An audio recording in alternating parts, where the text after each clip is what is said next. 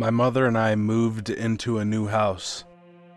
Half of my family believes in the existence of ghosts, and my immediate family identify as mediums, those who can see, hear, and feel ghosts. So as you can guess, when choosing a house to live in, we are very careful that there are no spirits attached to the house or the land. However, this time my mother and I were in a rush to move, as our lease was almost up, and I think that the stress may have affected our judgment.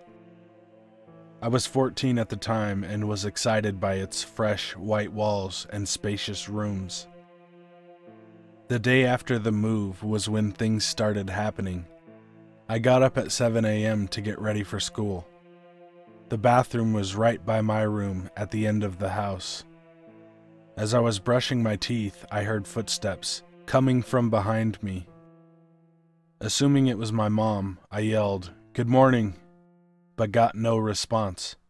I continued brushing my teeth when suddenly I heard someone whisper my name into my ear, so close it vibrated. "Sophie." I quickly whipped my head around to see who it was, but no one was there. I looked for my mom to ask if it was her. I found her outside moving boxes into the garage. She said she had been there all morning, so it couldn't have been her. I ignored this in hopes that it wouldn't happen again. The next few weeks were pretty normal, until one night I woke up at 4 a.m. I never wake up during the night, so I felt uneasy. Then I saw it. I noticed in the corner of my room there was a tall woman. She was just staring at me. I couldn't really see her face, but I could see she had medium-length, messy brown hair. I froze, not knowing what to do. I closed my eyes and prayed. Eventually, I passed out.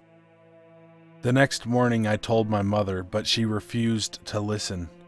Not because she didn't believe me, but because she knew if we acknowledged its presence, we would then see more of her. She was right. For a couple months after this, I had terrible dreams, all about this woman. One night I woke up and saw her again, but this time she was walking over to me.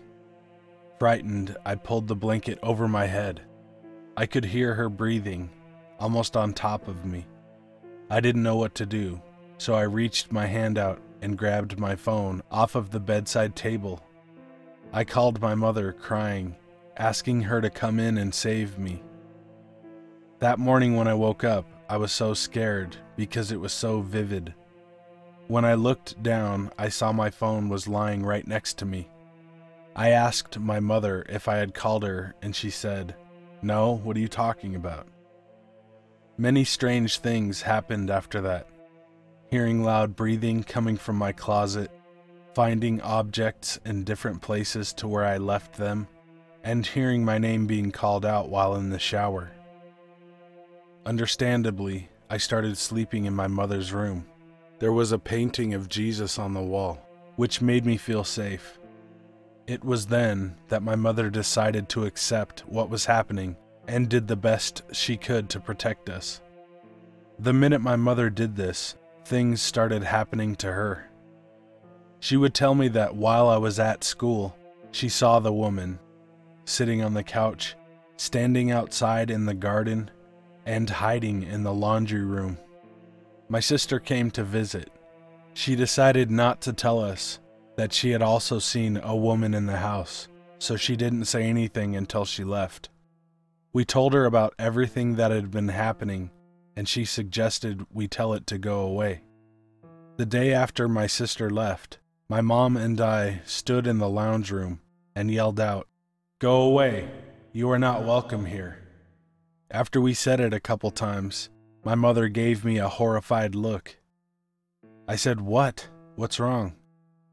Then I looked at the mirror that was on the back wall and saw that the woman was standing right behind me. She was so close, her head was practically resting on my shoulder. I was so scared I burst into tears, sobbing. The woman vanished as quickly as she had appeared. My mother told me that night that she got a good look at that woman's face and said that she looked almost identical to me. As time went on, my mother and I started noticing changes in the woman's appearance. At the beginning, she looked transparent and more like just a shadow, but then she began to appear more solid, like she was a real person. We read online that when this happens to a spirit, it means they are becoming stronger. My mother became very sick and I became depressed. We were the reason she was getting stronger. We were feeding her. I know this sounds ridiculous, but ask any paranormal investigator, and they will tell you spirits feed off of people's energy. The following occurrence is the last one before we decided we needed to move out of that house. One night, still sleeping in my mother's room, I woke up thirsty. I felt very brave as I ventured out into the kitchen with the intention of getting a glass of water. Our kitchen and lounge room were in the same area. There was no dividing wall, so you could see clearly into the lounge from the kitchen. I noticed that in the middle of the lounge room was a dark shadow. I ignored it, but as I got closer, it grew larger, taller, and more solid. It looked like an animal that was either bending down or had a hunched back. I stopped walking, and that was when it saw me. Its head turned to face me. It looked me right in the eyes. It suddenly jumped down, crouching on the floor behind the couch. When it did this, I will never forget the sound it made. Its knees cracked as it crouched. It was so loud and real that I thought there must be a man in our house trying to steal something. And for some reason I was brave, because I marched over there, ready to attack this man. But when I got there, he was gone. Nothing was there. I ran back to my mother's room, crying, so scared that we slept with all the lights on. It's been 3 years since we moved out of that house. Whenever we drive past that house, there's a new "For Rent" sign up. When people move in, they don't stay long. I wonder why.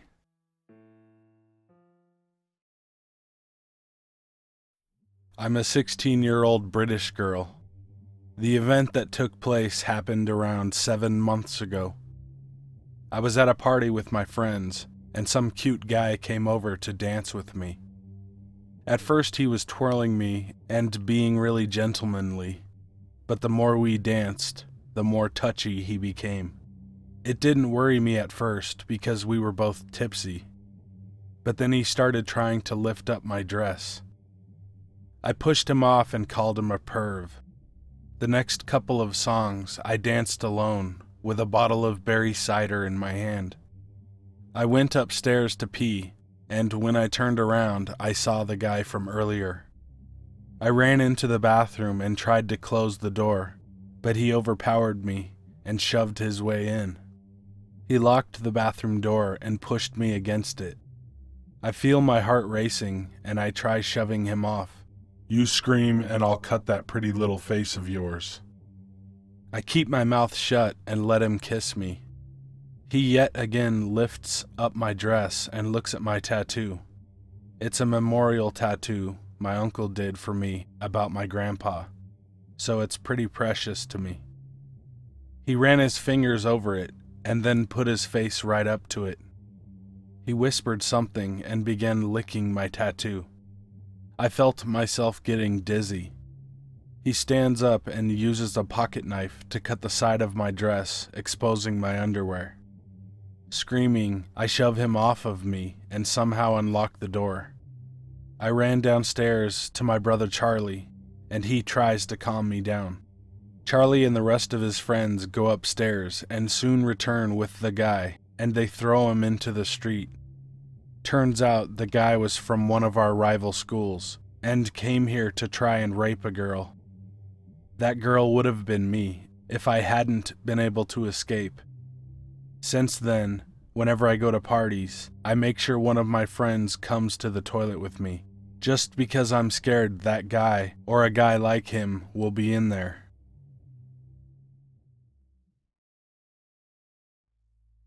My name is Kyle, and I'm 15 now, but this happened to me when I was around 11. I moved into this new neighborhood on the west side of Columbus. I had no friends yet, and it was summer. I would always sit in the house and watch TV until one day I decided to go to the park and see if anyone was down to play. When I got there, I saw a group of 3 kids that looked like they were bummed out. I was curious and I went over to ask what was wrong. They said that they were having family problems and were stressed out. I asked them what their names were: Aaron, Avery, and Will. I told them we could play a game and have some fun, and they agreed. We played around at the park for hours until we decided to call it a day. The next day, we all met up at the same park, and Aaron said we should sneak out tonight when our parents are asleep. We asked why, and he said, to play a more interesting game. So Avery, Will, and I decided to stay at my place.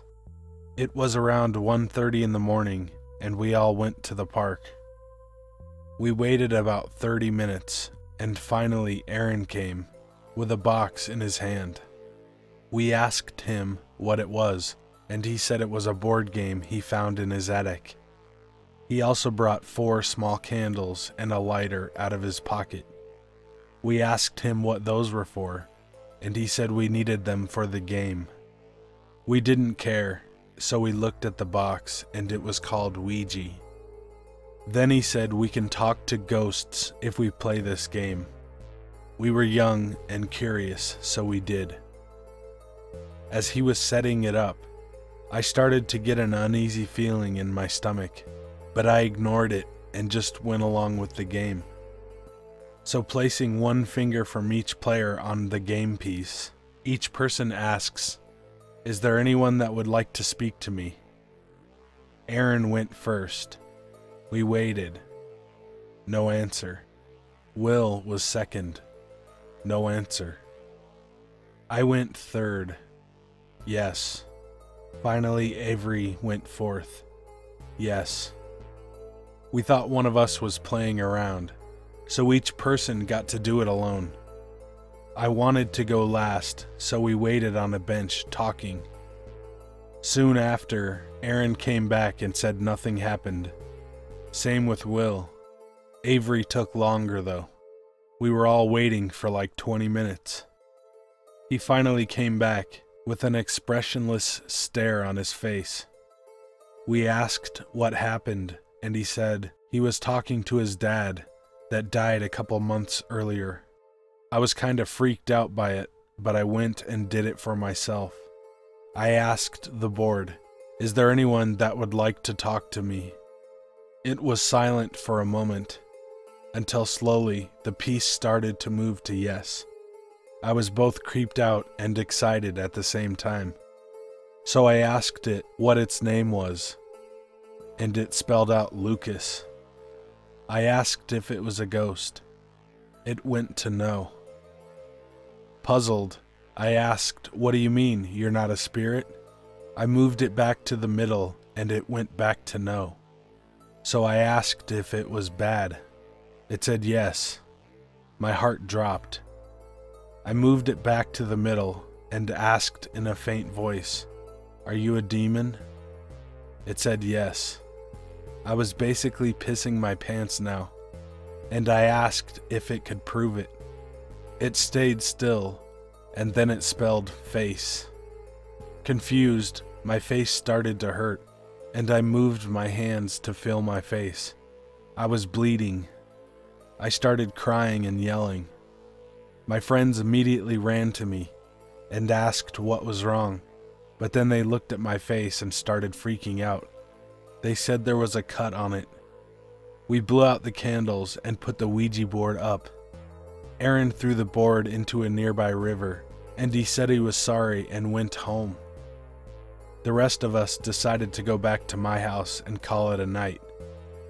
They went home in the morning, and I went to go make a bowl of cereal. After I did, I went to go watch TV and eat it. I put my spoon in the bowl and I heard a clink. I looked down and I just stared. There was nothing inside the bowl I just made. No cereal, no milk. It wasn't even wet. I went back into the kitchen. I put the bowl down on the counter and decided to put more cereal and milk in, until my mom ran into the kitchen and started yelling, "Stop, that's enough!"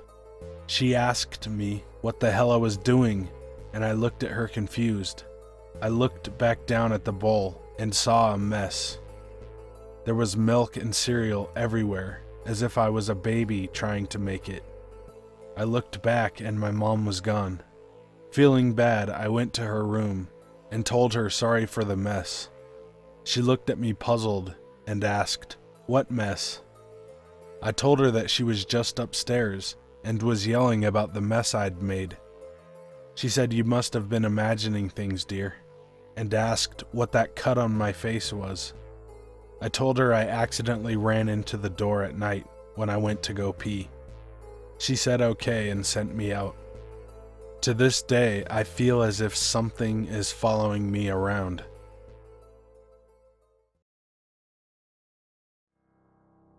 I'm currently 14, turning 15 in August.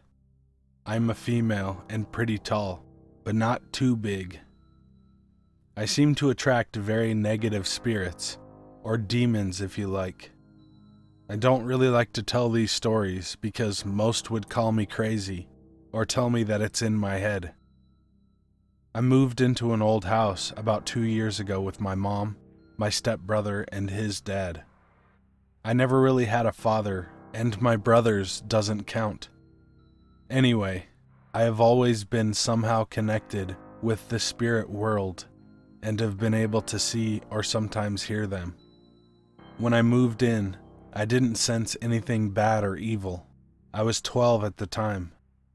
It wasn't until I was actually in school and making friends that I started to feel watched, like someone was standing in the corner of my room and just watching me sleep. It didn't bother me until I started feeling someone's presence. I felt threatened, even though I was used to it by then. A few weeks passed and things got worse. I was scratched, pulled off of the bed, burnt, and even had things thrown at me. Not too bad, right? One day, while playing Escape, a game I made up to scare my friends, I went to hide in the basement. I went to a small room to the left and saw 2 plastic lawn chairs facing each other. But as I walked in, I heard voices talking to each other. No one was down there. I was creeped out and had to end the game early. Fast forward to now, it has been getting stronger. I've been seeing apparitions around my home, mostly in my room. I keep seeing a little girl in a black lace dress with curly black hair and no face. I've seen her in the corner of my bedroom and on my bed, and I know when she's around because it starts to stink like death. She keeps scratching me and pulling my hair. She doesn't want me to sleep, and she's done everything she can to stop me. Hey guys and ladies, thanks for watching. If you want me to tell your story or read a creepypasta, email me at the address in the description. Thank you to everyone who submitted. And I'm getting some other submissions, and that makes me happy, so I can continue the viewer submission series. And now it's time for TDI Gets Wasted and Reads a Classic Story. Enjoy. A beautiful young girl is left home alone with her. A beautiful young girl is left home. A beautiful young girl is left home alone with her only dog. A beautiful girl. A beautiful young girl is left home alone with her only... A beautiful young girl is left home alone with only her dog to protect her. On the news that night, they announced there is a serial killer on the loose in the area. Before she goes to bed, she locks all the doors and tries to lock all the windows, but the one in the basement won't lock. She decides to leave it unlocked, but locks the basement door and goes to bed. Her dog takes its customary place under her bed. Well, it's going good so far. In the deep of night, she awakens to a dripping sound coming from her bathroom. Half awake, the girl feels the comforting lick from her dog and falls back to sleep. She reawakens to the dripping sound, reaches her hand down to the dog where she feels the reassuring lick and falls back to sleep. Once more, she awakens to the dripping sound. She reaches her hand down and feels the lick of her dog. Now curious about the dripping sound, she gets up and slowly walks towards the bathroom. The dripping sound getting louder as she approaches. She reaches the bathroom and turns on the light. She is greeted by a horrific sight. Hanging from the shower nozzle is her dog with its throat slit open and its blood dripping into the bathtub. Something on the bathroom mirror catches her eye. She turns around. Written on the wall in her dog's blood are the words, "Humans can lick too."